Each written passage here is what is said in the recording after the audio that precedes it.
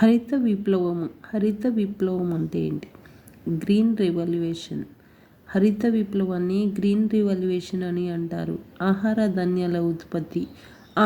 ధాన్యాల ఉత్పత్తి గురించి తెలియజేస్తుంది హరిత విప్లవం. హరిత విప్లవాన్ని గ్రీన్ రెవల్యూషన్ అంటారు.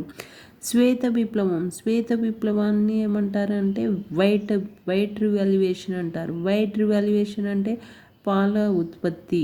శ్వేత విప్లవానికి ఆద్యుడు వర్గీస్ కురియన్. శ్వేత విప్లవానికి ఆద్యుడు ఎవరు అంటే వర్గీస్ కురియన్. అంటే శ్వేత విప్లవము వైట్, తెల్లగా ఉంటుంది. పాల గురించి తెలియజేస్తుంది. పసుపు విప్లవము బాగా తొందరగా గుర్తుకు రావడానికి చెప్తున్నాను అనమాట. తెల్లగా పాల ఉత్పత్తి గురించి తెలియజేసేది శ్వేత విప్లవం, వైట్ రివాల్యుయేషన్ అనమాట. పసుపు విప్లవం అంటే పసుపు విప్లవాన్ని ఇంగ్లీష్ ఎల్లో రివాల్యుయేషన్ అంటారు. ఎల్లో రివాల్యుయేషన్ దేని గురించి తెలియజేస్తుంది అంటే నూనె గింజల ఉత్పత్తి గురించి తెలియజేస్తుంది. పసుపు విప్లవము నూనె గింజల ఉత్పత్తి గురించి తెలియజేస్తుంది. బంగారు విప్లవము గోల్డెన్ రివాల్యుయేషన్ అంటారు. బంగారు విప్లవము ఉద్యానవన పంటలు, పండ్లు, కూరగాయల గురించి తెలియజేస్తుంది. బంగారు విప్లవం అంటారు. గోల్డెన్ రివాల్యుయేషన్ అంటారు. వెండి విప్లవము వెండి అంటే సిల్వర్ రివాల్యుయేషన్. కోళ్ళ ఉత్పత్తి గురించి తెలియజేస్తుంది వెండి విప్లవము. వెండి విప్లవాన్ని సిల్వర్ రివాల్యుయేషన్ అంటారు. కోళ్ళ గురించి తెలియజేస్తుంది. కోళ్ళ ఉత్పత్తుల గురించి తెలియజేస్తుంది. గుండ్రటి విప్లవాన్ని రౌండ్ రివాల్యుయేషన్ అంటారు. బంగాళాదుంపల గురించి తెలియజేస్తుంది. బంగాళాదుంపలు రౌండ్గా ఉంటాయి, బాల్ లాగా ఉంటాయి కాబట్టి రౌండ్ రివాల్యుయేషన్ అంటారు. గుండ్రటి విప్లవం అని చెప్పడం జరుగుతుంది. నీలి విప్లవము నీలి కలర్ ఏ విధంగా ఉంటుంది? బ్లూ రివాల్యుయేషన్ అంటారు. బ్లూ రివాల్యుయేషన్ చేపలు మత్స్య ఉత్పత్తుల గురించి తెలియజేస్తుంది. చేపల ఉత్పత్తుల గురించి తెలియజేస్తుంది. నీలి విప్లవము మర్చిపోవద్దు. నీలి విప్లవము బ్లూ రివాల్యుయేషన్ చేపల ఉత్పత్తుల గురించి తెలియజేస్తుంది.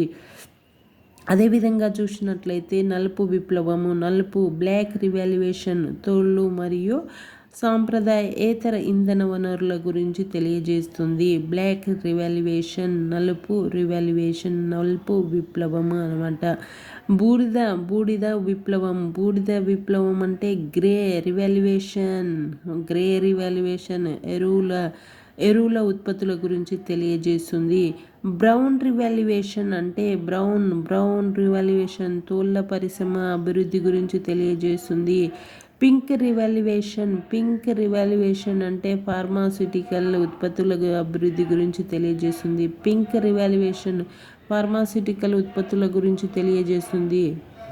గ్రే రివాల్యుయేషన్ అంటే ఎరువుల గురించి తెలియజేస్తుంది. రెడ్ రివాల్యుయేషన్ అంటే మాంసము, టమాటో గురించి తెలియజేసి రెడ్ కలర్లో ఉండేవి. రెడ్ రివాల్యుయేషన్ మాంసం, టమాటో రెడ్ కలర్లో ఉంటాయి కదా, ఆ రెడ్ రివాల్యుయేషన్ వాటి గురించి తెలియజేస్తుంది. అదేవిధంగా హరిత విప్లవం గురించి చూసినట్లయితే హరిత విప్లవం అనే పదాన్ని మొదట ఉపయోగించిన వ్యక్తి ఎవరు అంటే డాక్టర్ విలియం ఎస్ గాడ్. ఇతను ఏ దేశస్థుడు అంటే అమెరికా దేశానికి చెందిన శాస్త్రవేత్త. హరిత విప్లవానికి ఆద్యుడు ఎవరు? ప్రపంచంలో హరిత విప్లవానికి ఆద్యుడు ఎవరు అంటే నార్మన్ బోర్లింగ్. భారత హరిత విప్లవ పితామహుడు